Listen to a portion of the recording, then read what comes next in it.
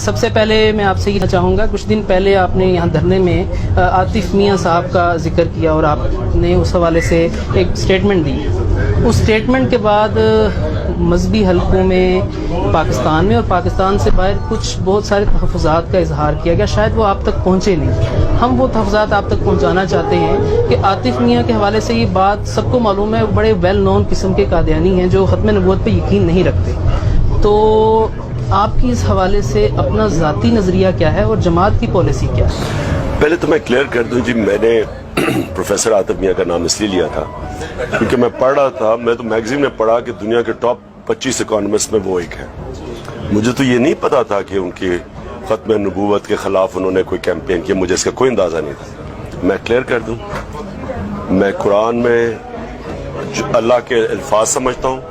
اور جو قرآن میں مانتا ہے وہی ہے مسلمان،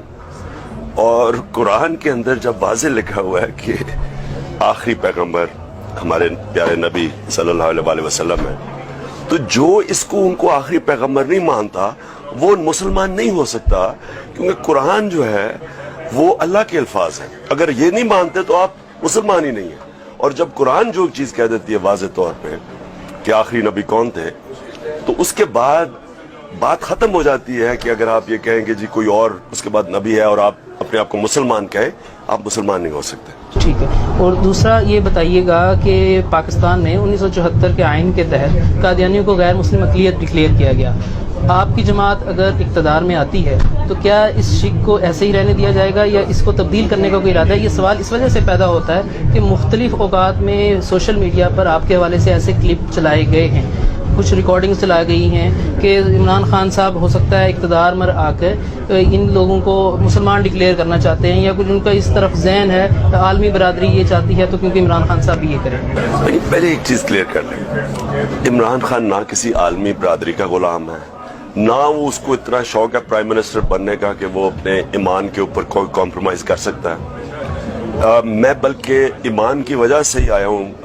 سیاست میں، نہیں تو مجھے اللہ نے کسی چیز کی کمی نہیں دی، مجھے آنے کی ضرورت نہیں تھی۔ میرا ایمان کہتا ہے کہ ظلم اور ناانصافی کے خلاف آواز بلند کرو، اور وہ صرف آپ سیاست میں آ کے کر سکتے ہیں، کیونکہ یہاں ظالم ہے، چوری کرتے ہیں پیسہ، غریب کر رہے ہیں، لوگوں کو انسانوں کی طرح رکھا نہیں جاتا، جانوروں کی طرح رکھا جاتا ہے۔ اور جو ہمارے تصور میں کہ نبی صلی اللہ علیہ وسلم کے اس دنیا کے جانے کے بعد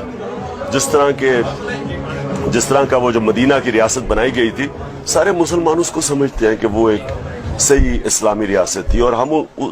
اس کے اوپر پاکستان کو ماڈل کرنا چاہتے ہیں۔ اب یہ کہنا کہ ہم آ کے تو یہ چینج کر دیں گے، کوئی قانون چینج کر دیں گے، بالکل غلط بات ہے یہ۔ ہاں، ہم یہ چاہتے ہیں کہ سارے انسان، رب العالمین ہے، سب انسانوں کا خدا ہے، قانون کے سامنے سب ایک برابر ہوں، اور یہ مدینہ کی ریاست میں تھا کہ سب کے حقوق تھے، عیسائیوں کے حقوق تھے، یہودیوں کے حقوق تھے، سب کے، تو وہ تو انسانوں کے سب کے حقوق ہیں۔ یہ میں کہتا ہوں قانون کے سامنے سب ایک برابر، لیکن یہ کہنا کہ جو نبی کو آخری نبی نہیں مانتا وہ مسلمان تو نہیں ہو سکتا۔ اس شک کو آپ آ کر بالکل